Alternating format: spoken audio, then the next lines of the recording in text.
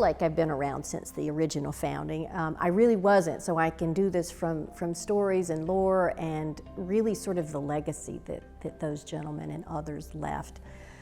Because fortunately that's in many ways what we all inherited, which was a great foundation for building business, for investment, for growth capital, for really innovation, and really seeing some really phenomenal businesses and individuals kind of come out of their efforts, their early efforts. Really 30 years plus, and it was probably longer than that because Chuck and others, a few, and that's how great ideas generally always start, which is a vision of a few who are both determined and committed and passionate, and usually they have a lot of energy too. So my guess is that really is what was at the core of it, that realized there was this movement, there was this movement afoot from the West Coast, and we needed to be part of it.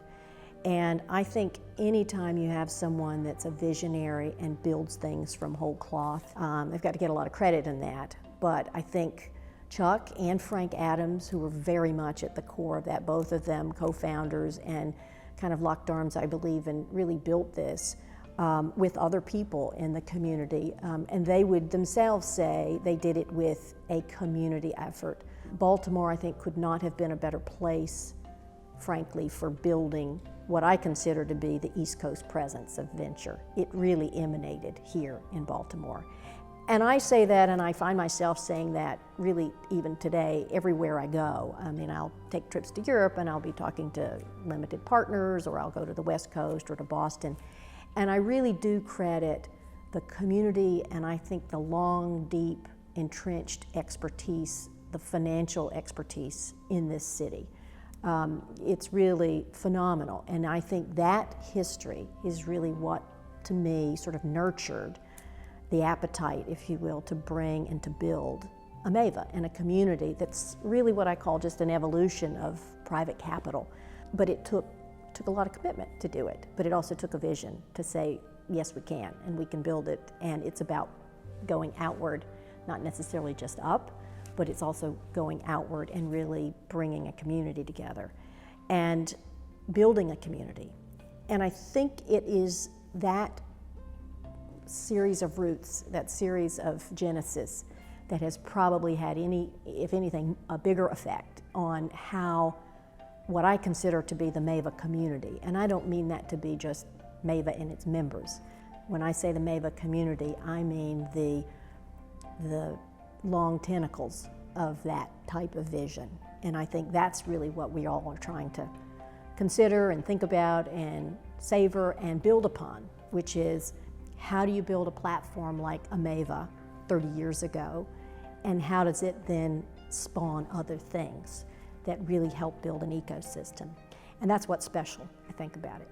Mava and the market, and again, I think it's important for those who are watching, our market is very ebb and flow. It's very cyclical, and we have a lot of milestones, the dot-com crisis, the venture coming up and coming down. I mean, all of those are milestones, growing pains, market dynamics that I think are inherent in almost any market, but those are ours.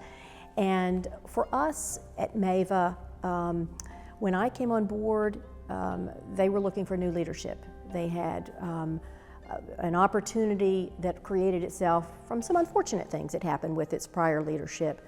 But that being said, I will say what really appealed to me was the kind of leadership that was in place at the time. You've heard it a lot. I mean, we all have heard it. The issue is people do well when times are great, but the real metal is when you have a blip in the road. How is it that people perform? How are they then? That's really when you see who they are and how they're going to lead.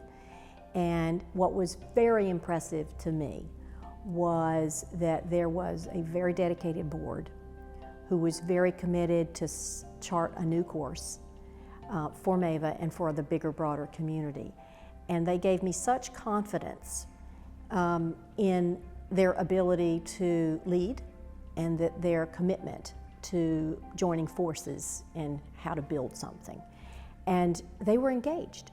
They were rolled up your sleeves kind of guys and gals, and they were committed to making it happen. It didn't matter about title. They were all very much committed to building a bigger and a broader community that I think benefited very many people. And it was that commitment in the early days that I thought was really appealing to me personally. And you sort of knew right at the get-go that this is a place, if you're going to sign on for it, you've got to make sure you've got support around the table, around the board table. And they gave me no reason to think otherwise, and as a matter of fact, that sort of swayed me to do that. Because I'm not sure I would have thought myself as an association person. I consider myself a business person and an entrepreneur first, but I do think that that was really appealing.